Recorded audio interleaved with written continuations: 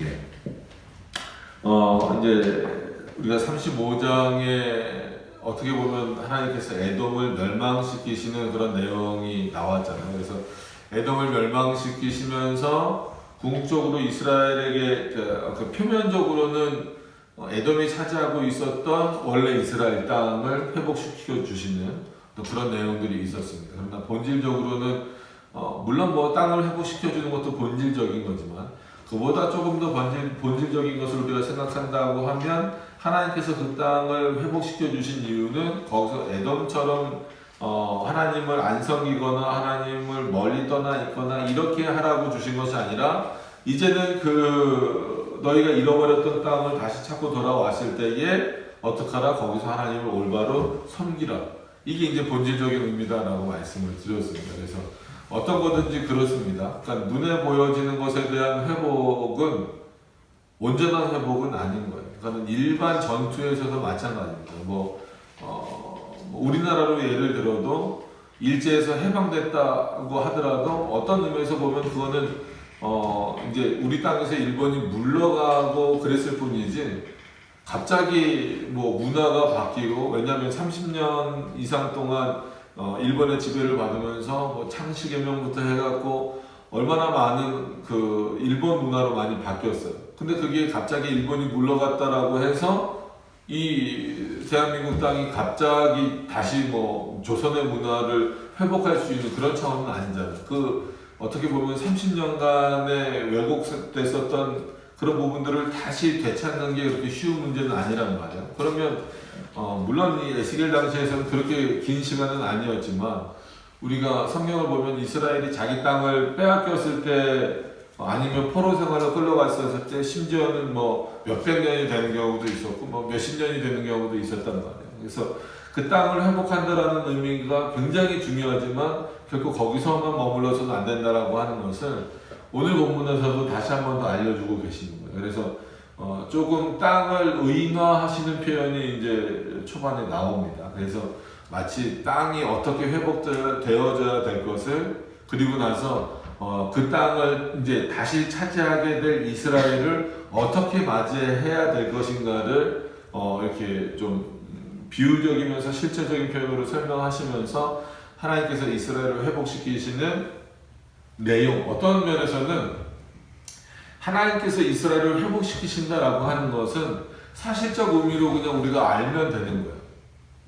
그리고 구약성경, 특히나 구약성경에서 보면 수도 없이 이스라엘 백성들이 하나님을 떠나서 그 떠난 결과가 결국은 자기의 땅을 잃어버리고 그 땅에서 쫓겨나고 포로 생활하게 되었다가 다시 회복되는 것은 다시 그 땅으로 돌아오는 거란 말이에요. 그러니까 이거는 에스겔뿐만이 아니라 거의 구약성경 대부분의 이런 방식으로 나타나요. 그러면 그런 일이 그냥 반복적으로 일어나는구나 라는 수준에서만 머무는 게 아니라 하나님께서 회복시켜 주실 때 왜 땅을 회복시켜 주실까라는 의미를 한 번 더 생각해 본다면 그 의미가 뭘까? 지금 그러면 하나님께서 구원의 서정을 걸어가고 있는 하나님의 백성들, 자신의 백성들에게, 즉 우리 교회들에게 어떤 말씀을 하시려고 하시는가에 대해서 확인할 수 있다라고 하는 거예요. 그래서 오늘 본문으로 좀 들어가서 보시면 36절 1절입니다. 인자야, 너는 이스라엘 산들에게 예언하여 이르기를. 그죠? 그러니까 이게 산을 의인화했다라는 거잖아요. 여러분, 뭐 아무리 하나님이 모든 자연 만물을 만드셨다고 하더라도 산에 가서 말한다고 여러분들이 산에 가서 혹시라도 말한다고 산이 알아듣습니까? 이제 어느 정도는 또 과학적 근거가 있다라고 하지만 꽃에다가 뭐 좋은 얘기 해주면 꽃이 뭐 더 잘 자란다 뭐 이런 연구 결과가 있긴 하지만 말을 알아듣는 건 아니잖아요. 동물에게 말한다라고 해서 말을 알아듣는 건 아니란 말이에요. 근데 오늘 분명히 에스겔이 뭐라고 말하냐면 산들에게 말하라라는 하나님의 명령을 들었단 말이에요. 그러니까 이거는 어떤 그 산이라고 하지만 어떤 지역을, 즉 이스라엘이 회복할 그 지역을 향하여서 지금 하는 선포란 말이에요. 그러니까 이거는 단순히 그렇기 때문에 땅에게 직접 그러니까 에스겔이 명령했다, 이거는 좀 말이 안 되는 거죠. 나는 이렇게 산에게 명령하고 땅에게 명령하는 그 모습을 통하여서 궁극적으로 이스라엘이 그것을 깨달아야 된다는 겁니다. 그것을 확인해야 되는 것이고. 그런 차원에서 보시면, 자, 인자야 너는 이스라엘 산들에게 예언하여 이르기를 이스라엘 산들아 여호와의 말씀을 들으라. 왜냐하면 그동안은 이 이스라엘 산들, 어떻게 보면 그 하나님께서 출애굽한 이스라엘 백성들에게 주시고자 한 땅이 어느 곳이에요? 가나안 땅이잖아요. 그러면은 우리는 거기를 젖과 꿀이 흐르는 곳이라고 생각을 알고 있기 때문에 마치 이스라엘 백성들 중에는 그렇게 생각했을 수도 있을 거예요. 우리가 애굽에서 나와서 광야를 거쳐서 광야를 거친다는 생각도 못했겠지만 어쨌든 광야를 거쳐서 지나가면 마치 아무도 없고 마치 에덴 동산처럼 그냥 들어가서 바로 살 수 있는, 거기서는 진짜 일도 안 하고 먹고 살 수 있을 정도의 진짜 젖과 꿀이 흐르는 그런 곳인 것처럼 생각했을 수도 있어요. 근데 여러분 가나안 땅은 어떤 곳입니까? 물론 하나님이 이스라엘에게 허락하신 땅이긴 하지만 그곳에 이미 살고 있는 백성들이 있었어요. 그죠? 이방 민족들이지만 있었단 말이에요. 그래서 바로 들어가서 막 태평성대가 열릴 것처럼 생각했지만 잘 아시는 것처럼 그 요단강 건너는 것부터 쉬운 일이 아니었단 말이에요. 건너가서 바로 맞닥뜨리는 게 뭐예요? 여리고 성이잖아요. 어마어마한 성. 그리고 또 아이성도 그렇고 거기 수많은 어떤 그 성들을 다 점령한 이후에 비로소 그 가나안 땅에서 하나님이 주신 그 땅의 의미를 되새기면서 이스라엘 백성들이 살 수 있었다라고 하는 거예요. 그런 어떤 예들을 들어보면 지금 분명히 이스라엘 산하라고 불렀을 때에는 이스라엘이 살고 있었던 땅이었던 곳이란 말이에요. 그런데 지금은 어떤 상태라는 거예요? 우리가 35장의 근거에서 보면 이 이스라엘 산은 누가 지금 거주했었어요? 에돔이 거주했었어요. 즉 이방 민족이 거주했었던 곳이에요. 근데 하나님이 이방 민족을 내몰아 주셨죠. 그래서 이제 그 땅은 어떤 땅이 됐어요? 한마디로 빈 땅이 된 거예요. 빈 땅이 됐지만 그 땅 자체가 바로 하나님께 예배하는, 또 하나님의 백성이 살만한 그런 땅이 될 수는 없었다라는 거예요. 그 땅이 다시 개간되어지고 다시 바뀌어지고 다시금 그 땅에서 이스라엘 백성들이 살아가면서 하나님을 섬기는 모습이 있어야 된다는 거예요. 그래서 어떤 이 지역, 환경 뭐 이런 것들은요 누가 있느냐가 중요한 겁니다. 그래서 우리가 교회를 부를 때도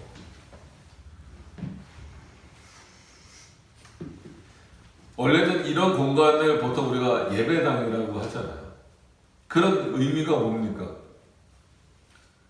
여기서 진짜 다른 거를 하면은 여기는 교회로서의 의미가 없는 거예요. 장소의 개념으로만 놓고 볼 때는.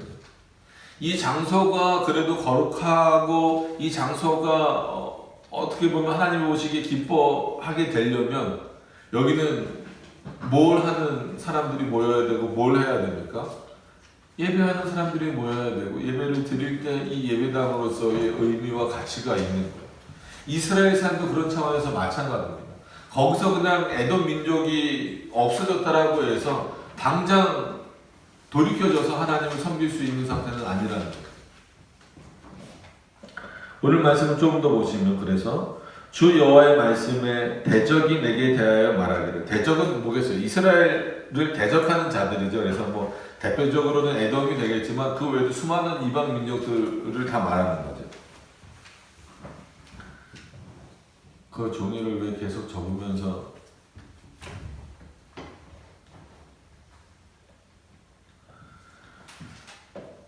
그래서 주 여호와의 말씀에 대적이 내게 대하여 말하기를 하하 옛적 높은 곳이 우리의 기업이 되었도다 하였느니라. 그러니까 이방 민족은 이런 성취감을 늘 갖는 거죠. 그래 너네 하나님이 세냐? 근데 내가 너희를 점령했어. 너희 땅을 점령했어. 그러니까 우리가 더 높은 거지. 늘 이방 민족이 갖고 있는 교만함이에요. 좀 세상이 갖고 있는 교만함은 그런 거예요. 교회를 얕보고 교회를 어떻게 보면 비방하고 비난할 때 그런 어떤 일종의 성취감이 이 이방 민족들이 갖고 있었던 마음과 지금도 세상 사람들은 비슷해요. 여러분 그랬을 때 그리스도인들이 주눅들 필요는 없다라는 거예요. 이방 민족은 하나님이 누구신지 잘 모르니까. 그러니까 이 당시에도 마찬가지예요. 옛적에 하나님이 너희들이 이 땅을 너희들에게 허락하셨을지 몰라도 지금은 우리 건데 우리 기업이 되었는데 너네가 어떡할까요? 라는 생각을 갖고 있었을 때 결국은 하나님이 그들을 물리치실 수밖에 없다라는 거예요. 그래서 3절에도 보면 그러므로 너는 예언하여 이르기를 주 여호와의 말씀에 그들이 너희를 황목케 하고 너희 사방을 삼켜서 너희로 남은 이방인의 기업이 되게 하여 사람의 말거리와 백성의 비박거리가 되게 하였도다. 이스라엘이 그렇게 살아왔잖아요. 어떤 의미에서 보면 이것 또한 하나님의 역사인 거죠. 이스라엘 백성들이 하나님의 말씀대로 살지 못했을 때 마치 하나님이 안 계신 것처럼 이스라엘이 흩어지고 오히려 자기네 땅에서 이방 민족의 종이 되고 조롱거리가 되고 비방거리가 되게 만들어 버리는 것은 결국은 하나님의 능력이 없어서가 아니라 이스라엘 백성들이 하나님의 말씀대로 살지 못하기 때문에 그렇습니다. 그래서 여러 번 말씀드리고 저뿐만이 아니라 지금 수많은 목사님들이 말씀을 전하실 때마다 하시는 말씀들이 그걸 거예요. 지금 이 코로나 시대도 어떤 면에서 보면 궁극적으로는 교회를 위한 거라고 봐요. 어떻게 그럽니까? 지금 이것 때문에 이 코로나 때문에 물론 나라 전체가 어렵고 특히나 교회가 많은 어려움을 겪고 있는데 또 교회가 마치 재확산의 그 본거지가 된 것처럼 지금 돼서 참 많은 어려움을 겪고 있는데 어떻게 그렇게 표현을 하실 수 있습니까? 라고 말하지만 한편으로 보면 어떤 면에서는 우리가 하나님의 말씀대로 살지 못한 결과예요. 하나님의 교회를 이렇게 자신의 교회들을 이렇게 내몰아 버리시고 세상으로 하여금 지금 조롱거리가 됐잖아요. 여러분 이 세상에서 교회를 지금 좋게 봅니까? 좋게 보지 않죠. 그래서 막 비아냥거리기도 하고 조롱하기도 하잖아요. 그러면 하나님이 교회를 버리신 거냐라는 거예요. 그렇지 않다라는 거예요. 궁극적으로는 회복시키시고 붙잡고 계실 것인데 여전히 붙잡고 계시고 그럼 왜 그렇게 하시느냐라고 했을 때 우리로 하여금 다시금 하나님의 말씀으로 돌아오게 하기 위하여서 그러니까 궁극적으로는 어떤 면에서는 교회를 위한 역사다라고 하는 거예요. 냉정하게 놓고 보면. 그래서 좀 잘못된 부분들을 또 우리가 수정해 가면서 올바른 부분들로 회복시켜 갈 수 있는 그런 내용들이 있어야 된다는 거예요. 또 그렇게 있게 하시는 거죠. 4절로 넘어가서 보셔도 그렇습니다. 그러므로 이스라엘 산들아 주 여호와의 말씀을 들을지어다. 땅도 누구의 말을 듣는다라는 거예요? 하나님의 말씀을 들어야 된다는 거예요. 여러분 그러면은 한번 냉정하게 생각해 보세요. 그러니까 하나님의 형상대로 지음을 받은 우리가 하나님에게 순종을 더 잘할까요? 이 세상 자연 만물이 하나님께 순종을 더 잘할까요?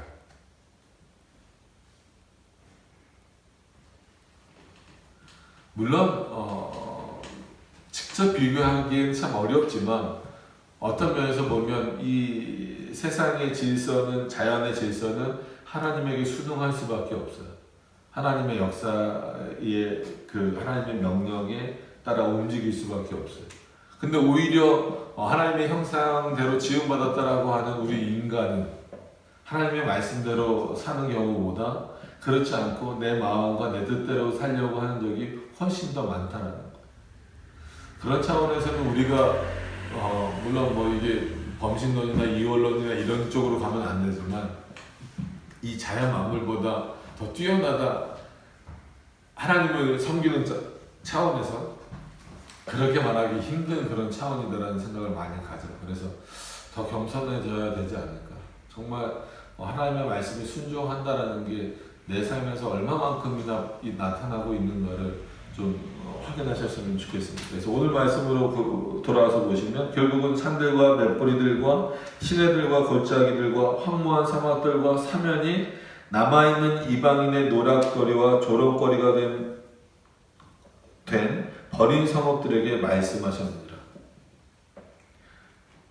그래서 아직은 그런 상태에 있는 이방, 남아있는 이방, 그러니까 다 쫓겨나진 않았잖아요. 남아있는 사람들이 있단 말이에요. 그들에게는 여전히 노력거리가 되고 조력거리가 되고 있지만 그들이 그 땅이 어떻게 될 것이다라는 것에 대해서 말씀하시는 거예요. 5절에 보면 주 여호와의 말씀에 내가 진실로 내 맹렬한 투기로 남아있는 이방인과 에돔 온 땅을 쳐서 말하기를 이는 그들이 심히 즐거워하는 마음과 멸시하는 심령으로 내 땅을 빼앗아 노력하여 자기 소유를 삼았음이니라. 내 땅이라. 이스라엘 땅도 내 땅이라. 그러니까 우리가 하나님의 백성인 것처럼 내 백성이 살게 하는 그 땅도 누구 땅이라? 하나님의 땅이라. 솔직한 이야기로 이 세상에서 온 우주에서 하나님의 땅 그리고 하나님의 것이 아닌 것이 어디 있어요? 없잖아요. 온 우주가 다 하나님 거란 말이에요. 하나님이 주인이시고 하나님이 주권적으로 역사하시는 곳이란 말이에요. 그럼에도 불구하고 내 땅이다라고 했을 때의 그 의미는 뭐겠어요? 그 땅에 살 자가 너희가 아니라 누구라는 거예요? 내 백성이라는 거예요. 이게 내 땅이다라고 말씀하시는 근본적인 의미죠. 하나님이 땅을 많이 소유하고 싶으셔서 이건 내 땅이야 이렇게 말씀하시는 분은 아니란 말이에요. 모든 게 다 하나님의 땅이죠.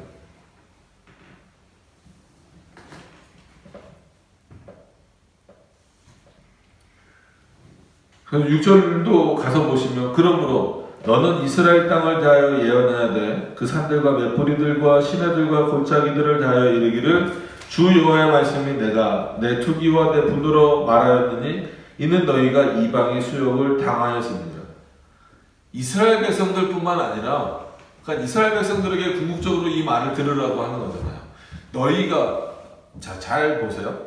이스라엘 백성들에게 하나님이 한마디로 젖과 꿀이 흐르는 가나안 땅을 주셨어요. 그곳에서 살라고 하셨어요. 어떻게? 하나님을 잘 섬기면서 살라고 하셨어요. 더 이전으로 가면 에덴 동산에서도 하나님이 아담과 하와를 만드시고 나서 그 땅을 어떻게 하셨어요? 그들에게 주셨잖아요. 주신 이유는 뭐예요? 그 에덴 동산에서 어떻게 하라고? 하나님의 말씀에 순종하면서 살라고.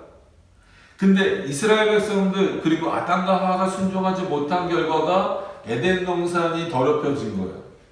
타락하게 된 거고 거기서 살지 못하게 된 것이고 이스라엘 백성들이 하나님을 올바로 섬기지 못한 결과가 하나님이 주신 그 땅을 다시 빼앗기고 그 땅이 어떤 땅이 되어버리게 만들어 버린 거예요?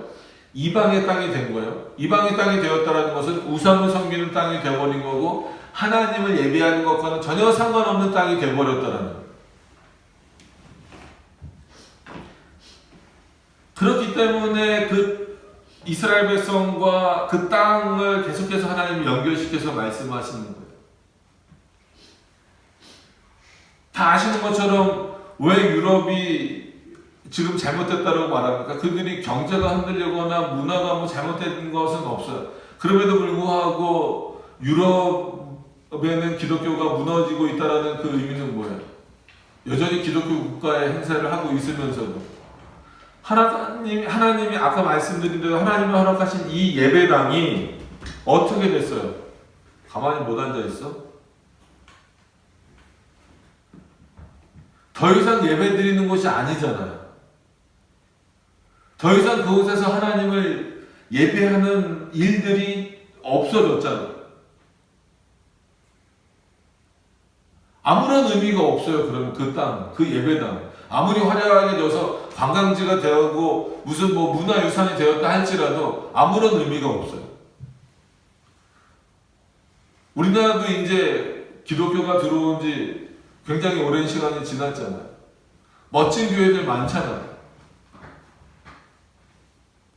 굳이 해외로 뭐 성지순례라는 말을 저는 쓰진 않지만 국내 뭐 코로나 때문이 아니고 그 전에도 국내의 큰 교회들 아니면 그 유명한 그 교회들 있잖아요. 뭐 역사적으로 유명한 교회들 그런 교회들 탐방하는 프로그램들 많아요. 근데 그런 교회들 탐방하면서 저도 깨달은 건 뭐냐면 확인한 건 뭐냐면 어떤 교회들은 모든 교회가 아니라 어떤 교회들은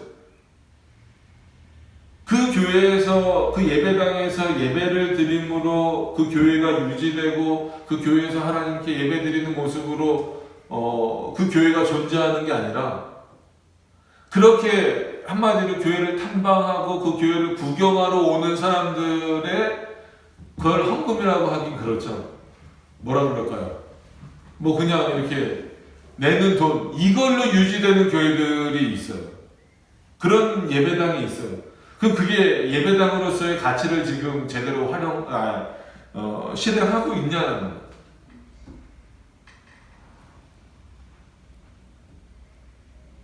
한국도 마찬가지예요. 하나님 대한민국을 지키시는 이유는 교회를 지키시는 거다라고 여러 번 말씀드린 이유는 거기 있는 겁니다. 오늘 왜 이렇게 이스라엘에게 주신 땅이 이방에게 수욕을 당합니까? 누구 때문에? 이스라엘 백성들 때문에. 이런 말씀들에서 제발 우리들이 정신을 좀 차렸으면 좋겠어요. 세계 1위부터 크기로 세계 1위부터 7위까지 교회가 대한민국에 있다.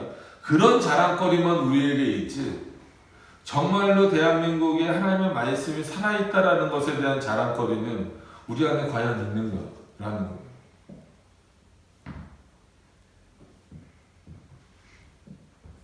뭐 교회를 자랑한다라는 게 그렇지만 여러분 반석툴립 교회를 누구에게 소개시켜줄 때 뭐라고 소개하시겠어요?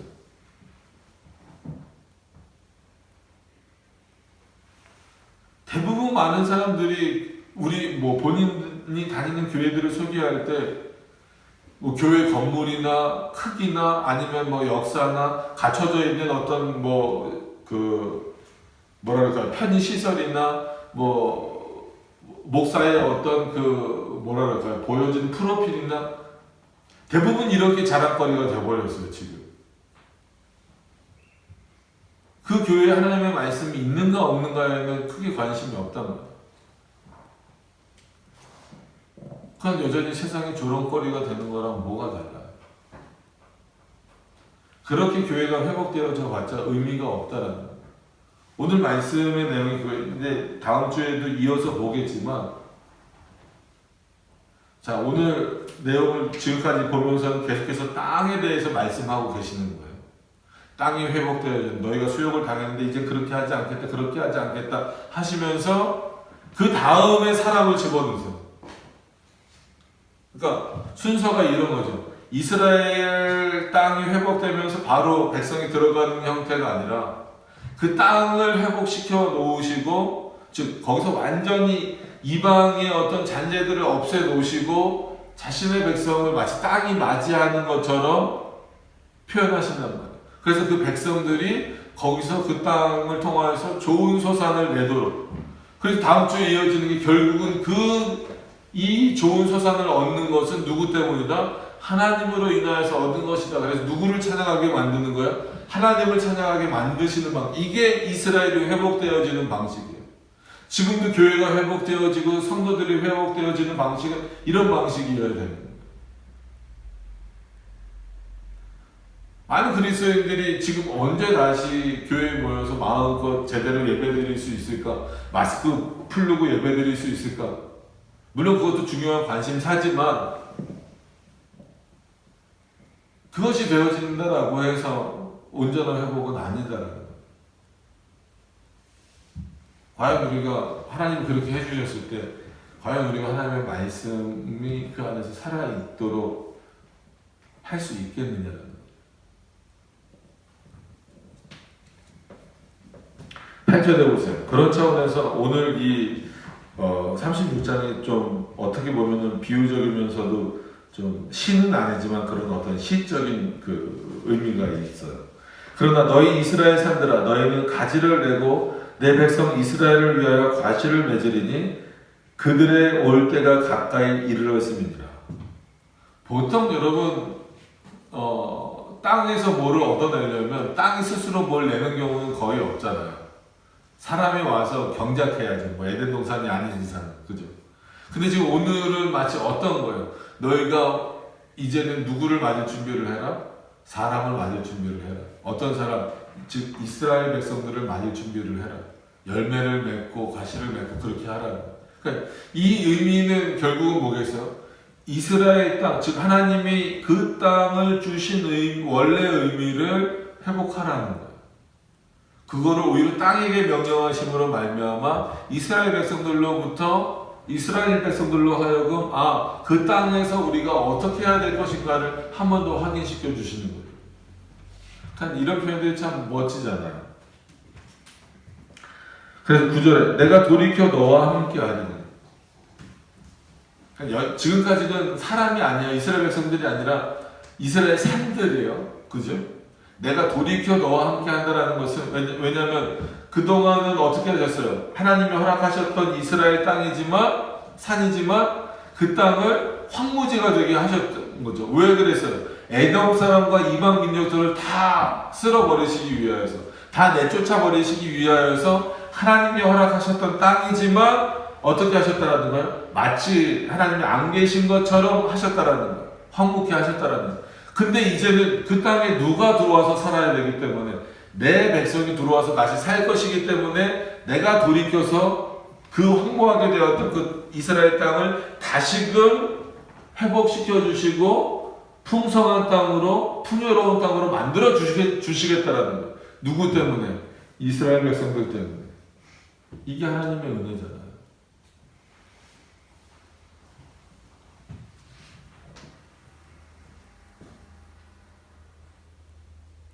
그래서 9절 후반절에 보면 왜 그러면 내가 돌이켜 너와 함께 하냐면 사람이 너희를 갈고 심을 것이다.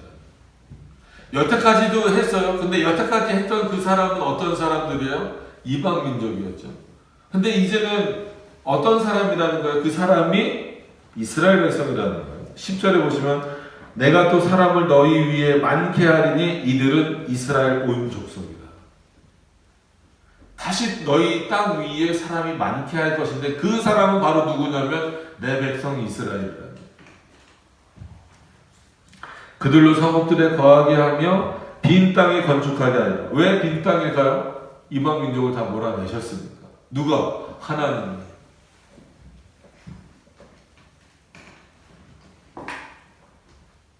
오늘부터 우리가 오후에 기독교 강요를 또 보겠지만 여기서 인간의 역할이 뭐가 있습니까? 솔직한 얘기로 아무것도 없어요.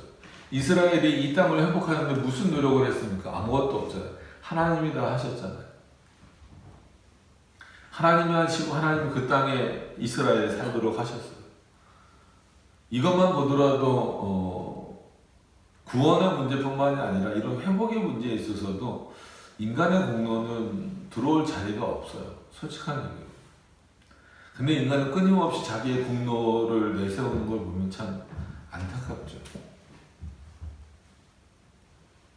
그래서 11절에는 내가 너희 위에 사랑과 짐승으로 많게 하되, 그죠? 그러니까 이스라엘 백성들이 많아지는 것과 그리고 짐승이 많아지는 것은 양식도 많아지는 거지만 그만큼 얼마나 그 땅이 풍요롭게 되고 많은 이렇게 경작을 하기 위해서도 그리고 또 진짜 먹고 살기 위해서도 아니면 이방과 무역을 하기 위해서도 얼마나 많은 짐승들이 필요하겠습니까? 생육이 중다하고 번성하게 할 것이라. 너희 전 지위대로 사람이 거하게 하여 너희를 처음보다 낮게 대접하리니 너희가 나를 여호와인 줄을 알리라. 내가 포로 생활하기 이전보다 너희를 더 풍요롭게 해주겠다는 거예요. 그리고 어떤 이방 중에서의 위치도 더 높아지게 해주시겠다는 거예요. 이스라엘이 잘난 거 하나도 없는데 이스라엘이 회개한 거 없잖아요. 여러분 우리가 에스겔에서 1장부터 계속 봐왔는데 이스라엘이 진심으로 회개한 적이 없잖아요. 그럼에도 불구하고 하나님이 회복시켜 주시잖아요. 그러니까 이런 부분들을 또 지금 오해하시면 안 됩니다. 우리가 그 회개를 열심히 하지 않아도 하나님은 궁극적으로 우리를 회복시켜 주시겠구나. 이렇게 생각하시면 큰 오산이에요. 그렇게 연결하시면 안 됩니다. 그거보다도 하나님의 은혜가 이 정도로 크구나. 부족하고 연약한 우리들이지만 그럼에도 불구하고 자신이 사랑하시는 그 백성들에 대해서는 이렇게 또 회복시켜 주시는구나. 이걸 하나님의 은혜로 봐야지. 회개하지 않아도 이렇게 회복시켜 주시니까 내 맘대로 살아도 되겠구나. 그러니까 이런 게 인간의 교만한 악한 모습인 거죠. 12절에도 내가 사람으로 너희 위에 행하게 하고 하리니 그들은 내 백성 이스라엘이라. 그들은 너를 얻고 너는 그 기업이 되어 다시는 그들로 자식들을 잃어버리지 않게 하리라. 뭐 여러 가지 의미로 해석되겠지만 대표적인 건 뭐겠어요? 전쟁이 일어나지 않게 하시겠다는 의미겠죠. 땅에서 자식을 잃어버리는 경우는 뭐 많겠지만 대표적인 거는 뭐겠어요? 전쟁 외에는 없어요. 그죠? 그리고 그 땅을 잃어버린다라는 것은 결국은 그 땅 위에서 자식을 잃어버린 건 전쟁이죠. 젊은 사람들이 전쟁하잖아요. 지금도 만약에 전쟁이 나면 나이 든 사람이 할 수 있으니까 젊은 사람들이 해야죠. 그것과 똑같은 거예요. 그러니까 그런 어떤 외부로부터의 이런 모든 안전하게 지켜주시는 것도 결국 내가 해주겠다라는 거예요. 13절에 나 주 여호와가 말하노라. 그들이 너희에게 이르기를 너는 사람을 삼키는 자요 내 나라 백성을 제한 자라 하거니. 이방은 늘 그렇게 말한다라는 거예요. 그러나 14절에 내가 다시는 사람을 삼키지 아니하며 다시는 내가 나라 백성을 제하지 아니하리라. 그죠? 여러분 이스라엘의 역사를 요 에스겔까지만 보더라도 얼마나 참 어떻게 보면 한편으로는 하나님의 은혜의 역사지만 그냥 이 섭리의 역사를 보면 피해의 역사와 마찬가지야. 피해의 역사라는 게 뭐예요? 끊임없이 이 전쟁의 역사잖아요. 특히나 이스라엘이 강대했던 적은 별로 없었으니까 주로 이방 민족의 어떤 그 침략을 많이 받았던 어떤 그런 역사의 과정들을 놓고 보면 이스라엘은 늘 그 피로 물든 역사들이 많았었다라는 거예요. 그러니까 이방 민족들이 볼 때 화가 나기도 했겠죠. 그죠? 점령했었던 이스라엘 땅을 다시 빼앗겼으니까. 그렇지만 그들도 자신들의 역사를 보면서 너희들은 너희 땅은 그래 지금은 다시 또 회복되었다 할지라도 결국은 너희 땅은 너희 백성을 죽이고 또 피를 흘리고 그런 땅 아니냐라고 조롱할 것이다라는 거예요. 그러니까 이방은 끊임없이 이스라엘을 향하여서 조롱하고 비난할 수밖에 없어요. 그럼 마찬가지예요. 세상도 교회를 향하여서 비난하고 조롱할 수밖에 없어요. 세상이 우리를 좋게 봐줄 거라고 여러분 생각하시면 안 됩니다. 그리스도인들이 세상에서 좋은 평가를 받을 거다라는 것은 그렇기 때문에 기독교가 문화화되고 윤리화되는 것 자체가 위험하다라는 거예요. 왜냐하면 결국은 윤리화되고 문화화되려고 하는 것 자체는 우리가 도덕적인 윤리, 세상의 윤리를 부정하자라는 얘기가 아니라 도덕적이고 윤리화돼 버리면 어떤 사고를 가냐면 그러면 세상 사람들이 교회에 대해서 호의적인 반응을 보이겠지. 근데 세상은 결코 그렇지 않아요.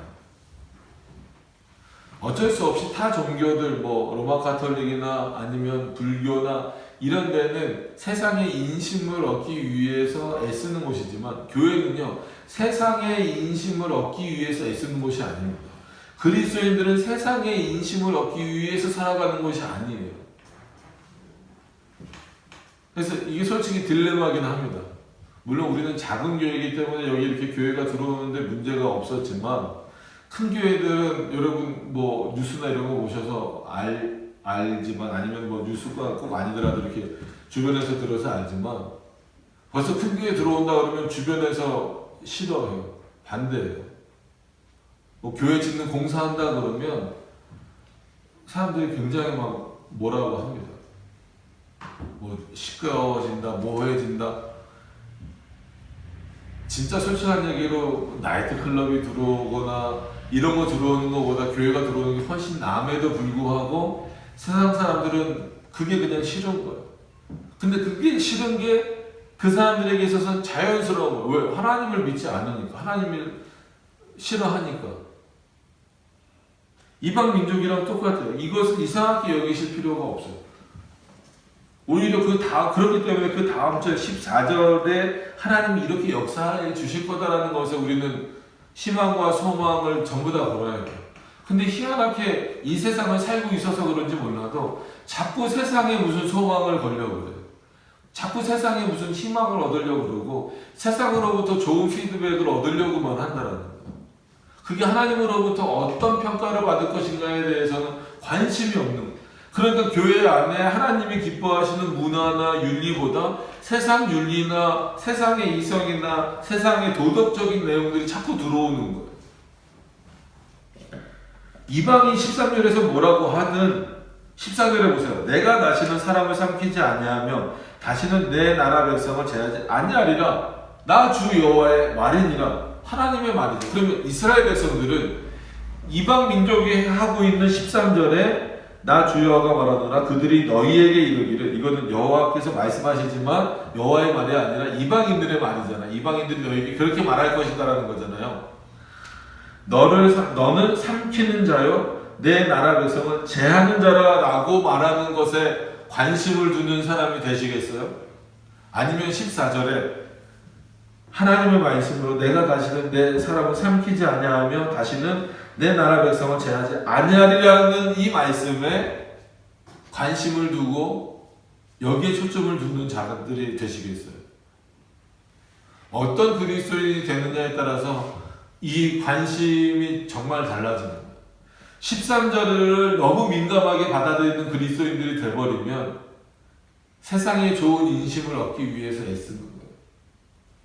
세상과 친밀하고 한마디로 화친 맺으려고 하는 것과 똑같은 자들이 되는 거예요.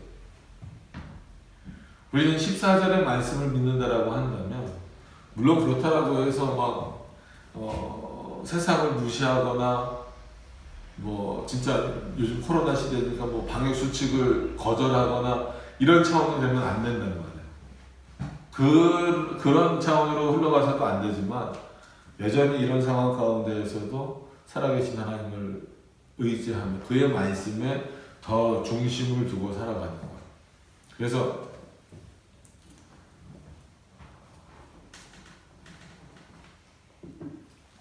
어떤 면에서는 우리가 어거스틴, 칼빈 이런 사람들을 떠올리면 그 사람은 교리 중심이야 이렇게 많이들 말하잖아요. 근데 그들의 표현 가운데에 오히려 핵심적인 것은 뭐냐면 하나님의 말씀으로 돌아가는 거예요. 하나님의 말씀을 기준으로 삼고 늘 하나님의 말씀을 읽으라는 거예요.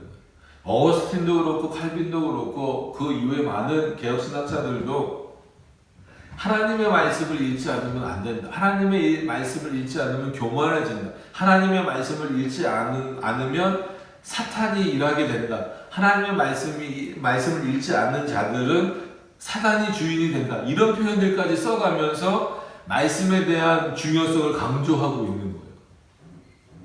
기독교 강론 읽어라. 삼일체론 읽어라. 이런 표현보다는 어떤 내용이 훨씬 더 많아요? 하나님의 말씀을 읽으라는 거예요. 하나님의 말씀을 들으라는 거예요. 그런 차원에서라도 우리가 하나님의 말씀에 더 귀를 기울여요. 세상의 말보다는. 너도처럼 했어. 그래서 15절에도 넘어가서 보시면 내가 또 너로 열국의 수욕을 듣지 않게 하며, 들을 필요가 없다라는 거예요. 그러니까 그렇게 해주시지도 않을 뿐더러, 그러니까 얼마나 감사합니까? 만민의 비방을 다시 받지 않게 하며 내 나라 백성을 다시 넘어뜨리지 않게 하리라. 감사한 거죠. 어떤 방어막보다 더 큰 거죠. 그러니까 이게 하나님의 말씀으로 쭉 풀어져서 그렇지 이미 이런 약속은 언제부터 있었어요? 창세기 15장 1절 또 말씀드리지만 내가 너의 뭐가 되어주겠다? 방패가 되어주겠다. 그러니까 궁극적으로는 내가 너의 하나님이 되어주겠다라는 거잖아요. 근데 내가 너의 산성이 되어주고, 이건 시편의 말씀이지만 산성이 되어주고 또 내가 너의 방패가 되어주겠다라는. 그거보다 더 큰 위로와 더 큰 능력이 어디 있어요? 없잖아요. 이런 하나님의 말씀을 우리는 늘 의지하면서 살아나가야 돼요. 여러분, 우리가 세상을 이길 수 있을까요? 우리의 능력으로? 불가능합니다. 어떻게 세상을 이기겠어요? 그러나 세상을 이길 수 있는 유일한 방법은 뭐예요? 하나님의 말씀에 순종하는 것 외에는 없어요. 그래서 오늘 말씀의 제목도 그렇게 정한 거예요. 이스라엘의 회복의 내용. 하나님이 이스라엘을 회복시켜 주신다. 이스라엘 땅의 회복, 이스라엘 땅과 백성의 회복, 여러 가지로 제목을 정할 수 있지만 표면적인 것보다 중요한 건 뭐예요? 그 어떻게 회복되어졌느냐, 그리고 그 회복되어지는 의미가 뭐고, 그렇게 회복해 주신 의미가 뭘까? 우리가 이제 다음 시간에 보겠지만, 그럼 하나님께서 원래 이스라엘 땅에서 이방 민족들을 다 몰아내시고 남아있는 자들까지 다 몰아내시고 다시 그 땅을 비옥게 하셔서 자신의 백성들을 거기다 두시고 이방의 비방거리가 되지 않도록 그들을 딱 보호하시는 이유가 뭐냐면, 이제는 그들로부터 뭘 하시기 원하여서, 영광을 받기 원하여서라는. 여러분, 하나님이 우리를 지키시는 이유는 물론 우리를 사랑하시기 때문이지만 우리로 하여금 영광을 받기 원하시기 때문이라. 반대로 우리는 그런 하나님 앞에 순종할 수밖에 없는 겁니다. 여러분, 세상이 우리를 좋아할 거라는 기대는 평생 갖지 마세요. 지금 이 코로나가 지나면 좀 또 교회가 이미지가 좋아지겠지 라고 생각하시면 안 됩니다. 물론 어느 정도는 회복될 수 있겠죠. 그러나 늘 세상은 교회를 좋아하지 않습니다. 정부도 마찬가지예요. 우리가 국가를 위해서 기도하자라고 하는 이유도 어느 정부가 들어오든지, 솔직한 얘기로 어느 정부가 들어오든지 그렇게 교회에 우호적이지는 않을 겁니다. 그럼에도 불구하고 국가를 위해서 기도해야 되는 것은 그 권세는 누구로부터 오기 때문에 하나님으로부터 오는 것이기 때문에, 그리고 그 국가가 있어야 교회가 보호받는 어떤 그런 차원으로 하나님이 역사하시기 때문에 우리가 국가를 위해서 기도하는 거예요. 그러나 하나님이 어떻게 해주실 수는 있어요. 오늘 말씀을 통하여서 열국이 수욕을 듣지 않게 하고 만민이 비방을 다시 받지 않게 하실 수는 있다는 거죠. 그건 하나님의 능력이기도 하지만 우리도 그의 은혜를 입은 자로서, 그의 말씀 안에 거하는 자로서, 또 구원의 서정에서 성화의 과정을 걸어가는 자로서 어떻게 해야 됩니까? 하나님의 말씀에 더 순종하며 그 말씀을 따라가며 그 말씀대로 살아가는 모습이 우리 안에 있어야 된다는 거예요. 그것으로서 담대함과 우리들의 능력과 어떤 힘을 얻고 발휘하고 보여주는 모습이 있어야지 세상과 뭔가를 자꾸 같이 하려는 모습이 우리 안에 나타나서는 안 된다는 거예요. 그래서 여러분들 반드시 기억하셔서 하나님께서 이스라엘을 회복시켜 주시는 그 내용, 물론 오늘은 그렇게 이해하셔도 됩니다. 이스라엘의 땅과 백성의 회복, 민족의 회복, 그렇게 이해하셔도 돼요. 그러나 거기에서만 머무르시지 말고 중요한 것은 그럼 어떻게 회복되어졌느냐, 어떤 내용으로 회복되어졌느냐를 깊이 한번 생각해 보셔서 하나님께서 지금도 이와 같이 우리들을 회복시켜 주실 때에 다시금 더 풍성하게 해주실 때 하나님 왜 그렇게 하시는가, 그 목적은 다음 주에 또 살펴보겠습니다. 그것을 분명히 깊이 생각하실 수 있는 여러분들이 되셨으면 좋겠습니다. 기도하도록 하겠습니다.